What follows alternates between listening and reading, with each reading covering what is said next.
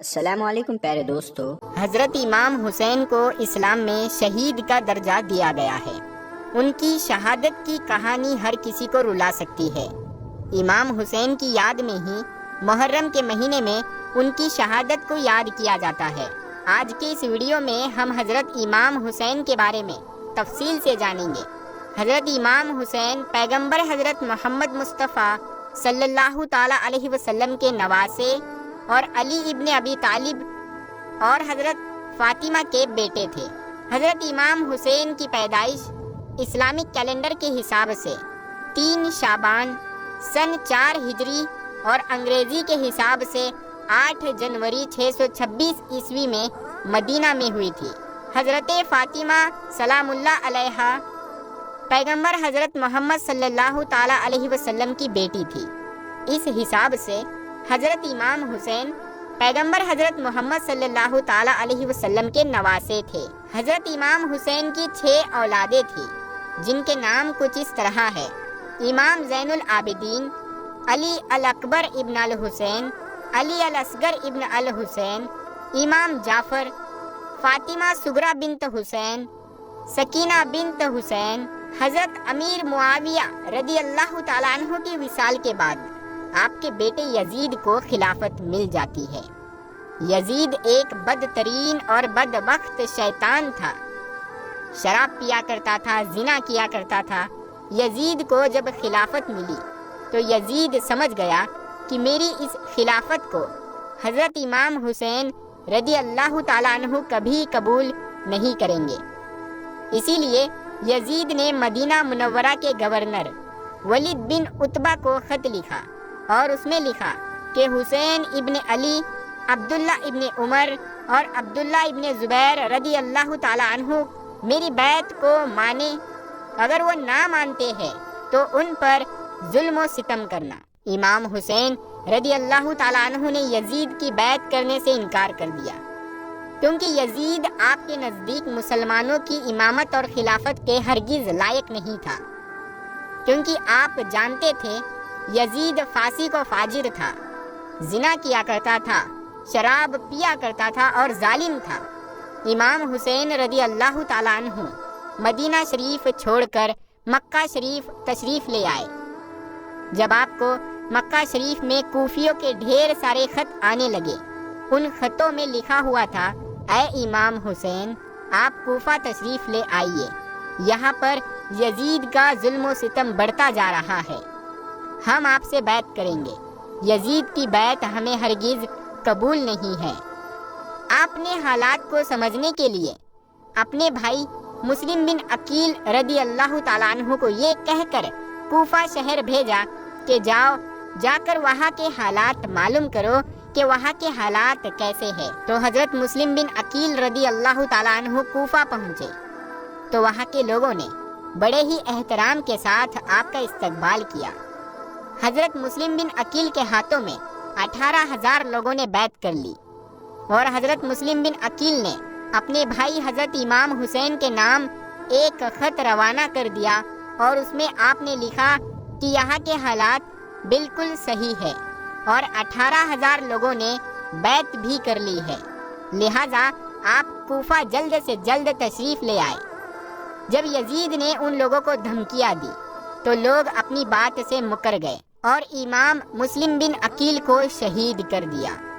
کوفہ کے حالات اتنے بدل چکے تھے کہ وہ لوگ حضرت مسلم بن عقیل سے محبت کا دعویٰ کر رہے تھے، اب وہی لوگ آپ کی جان کے دشمن بن گئے۔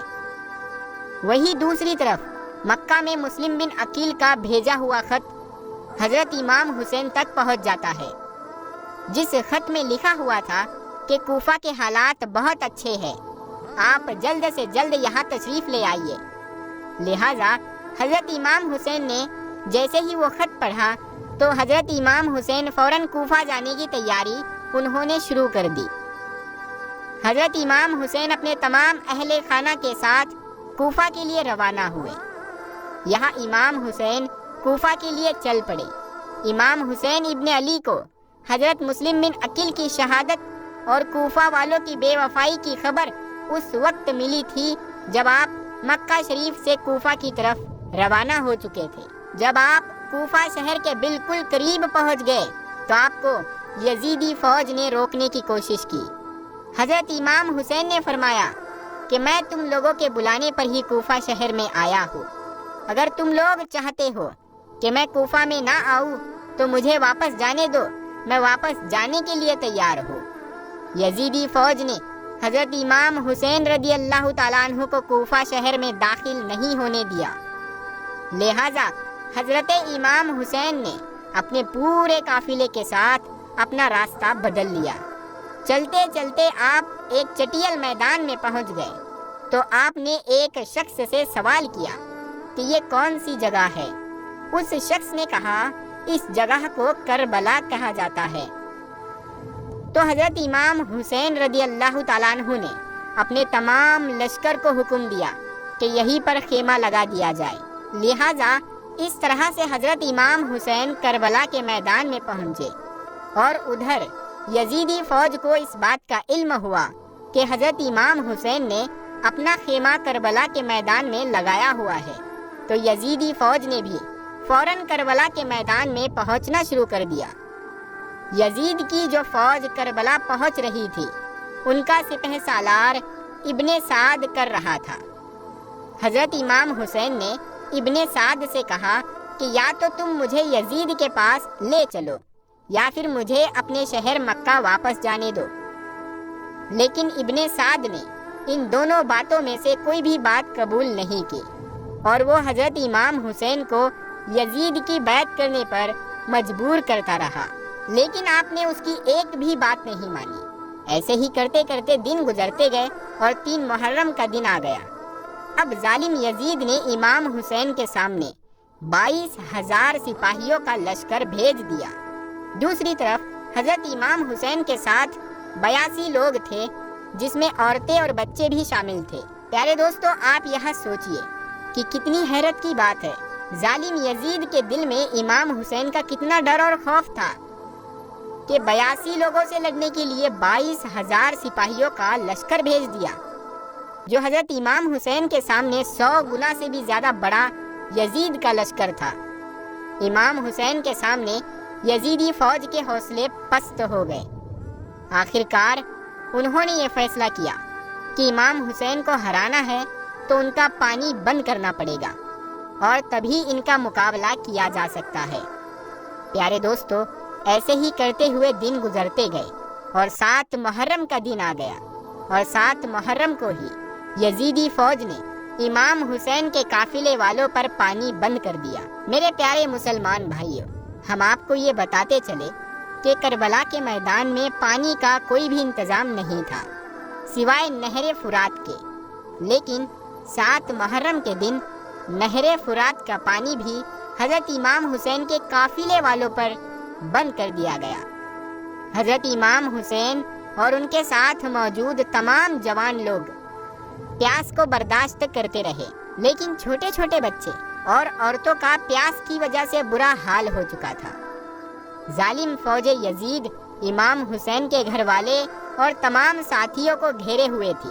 انہوں نے یہ طے کیا کہ اب 9 محرم کے دن امام حسین کو قتل کر دیا جائے۔ حضرت امام حسین نے حضرت عباس سے کہا کہ عباس، جاؤ یزید کی فوج کے پاس اور ان سے کہو ہمیں 1 رات اللہ کی عبادت کرنے کے لیے دی جائے۔ جب حضرت عباس نے 1 رات کی مہلت کے لیے کہا تو انہوں نے آپ کی بات مان لی۔ جب تک 9 محرم کی تاریخ آئی تب تک امام حسین کو یہ یقین ہو چکا تھا کہ یزید کی فوج کا مقصد صرف اور صرف مجھے شہید کرنا ہے، اس کے علاوہ یزید کچھ بھی کرنے کے لیے تیار نہیں ہے۔ اسی لیے حضرت امام حسین نے 9 محرم کی رات میں اپنے تمام خیمے والوں کو ایک جگہ پر اکٹھا کیا، اور آپ نے کہا کہ یہ بات تو طے ہو چکی ہے کہ یہاں پر موجود سبھی لوگ 2 دنوں کے اندر شہید کیے جائیں گے، اسی لیے یہاں موجود آپ میں سے جو بھی واپس لوٹنا چاہتا ہے وہ لوٹ سکتا ہے۔ حضرت امام حسین نے فوراً خیمے میں جل رہے تمام دیوں کو بھجوا دیا، یعنی ان دیوں کو بند کر دیا اور اندھیرا کروا دیا تھا، تاکہ جو بھی جانا چاہے وہ بے جھجک چلا جائے۔ تھوڑی دیر کے بعد جب دیوں کو دوبارہ جلا دیا گیا تو سارے کے سارے لوگ بیٹھے آنسو بہا رہے تھے۔ ساتھ حملہ کرنے کا حکم دیا۔ پھر تمام یزیدی فوج کے سپاہی حضرت امام حسین پر ایک ساتھ مل کر حملہ کر رہے تھے، لیکن اس کے باوجود بھی امام حسین لگاتار یہ ثابت کر رہے تھے کہ باطل چاہے تعداد میں کتنا بھی ہو، لیکن وہ حق اور سچ کے مقابلے میں بالکل بھی ٹک نہیں سکتا۔ جب حسینیت اور یزیدیت کے بیچ سب سے خطرناک جنگ چل رہی تھی کہ اسی بیچ میں اچانک سے نماز عصر کا وقت ہو گیا۔ حضرت امام حسین نے ایسے مشکل وقت میں، ایسی زخمی حالت میں بھی عصر کی نماز پڑھنے کا ارادہ کیا، جبکہ چاروں طرف سے حملہ لگاتار ہو رہا تھا۔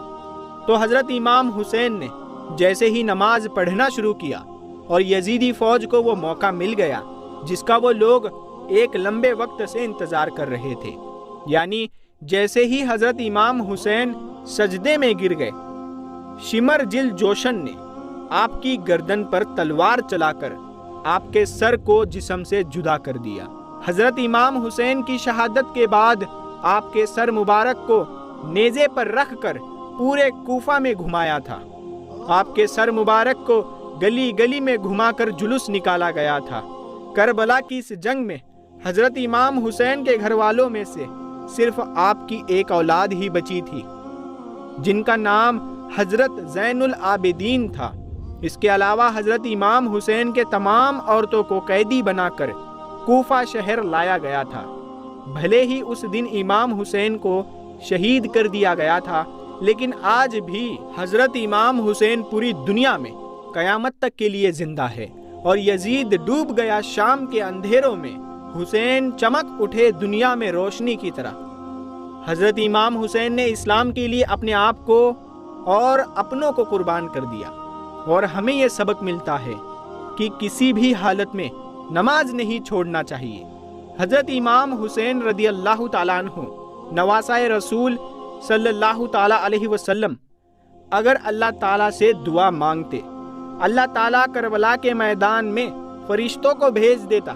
اگر امام حسین اللہ تعالیٰ سے پانی مانگتے تو اللہ تعالیٰ بارش برسا دیتا، لیکن حضرت امام حسین نواسۂ رسول صلی اللہ تعالیٰ علیہ وسلم اللہ تعالیٰ کو راضی کرنے کے لیے اپنا سر سجدے میں کٹا دیا اور اللہ تعالیٰ کو راضی کر لیا۔ حضرت امام نے ذوالفقار یعنی جو تلوار تھی وہ میان سے نکالی اور دشمنوں پر حملہ کر دیا۔ اللہ اللہ، یہ حملہ کیا تھا؟ اللہ کے شیر کا حملہ تھا۔ جو آپ کے مقابلے میں آیا اسے سیدھا جہنم میں پہنچا دیا اور سینکڑوں کو جہنم میں پہنچا دیا۔ جس طرف نگاہ پلٹی صف کی صف الٹ دی۔ پیارے دوستو، ہم امید کرتے ہیں کہ آپ کو حضرت امام حسین کا یہ واقعہ پسند آیا ہوگا، تو اسے آپ اپنے دوستوں میں ضرور